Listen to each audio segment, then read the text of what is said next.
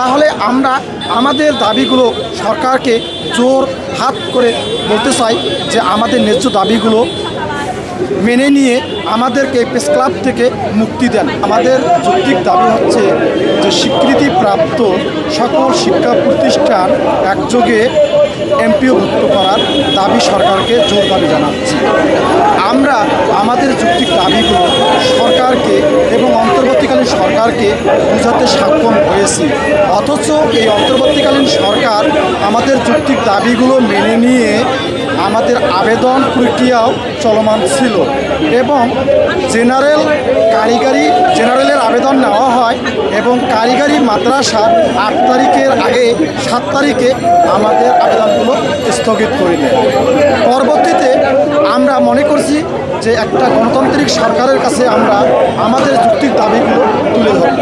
সেই চতুর্থবারের মতো আমরা আজকে লাগাতার 16তম কর্মদিবসে নন এমপিও শিক্ষকগুলো হুকা মিছিল করে আমরা সরকারকে নাড়া দিতে চাই যে আমরা এখনও নন এমপিও শিক্ষক অভুক্ত অবস্থায় আছি।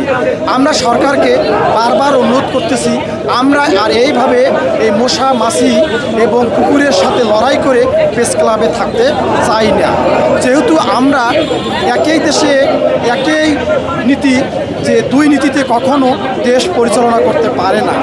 একই কারিকুলাম, একই সিলেবাস, আমরাও শিক্ষক, ওরাও শিক্ষক।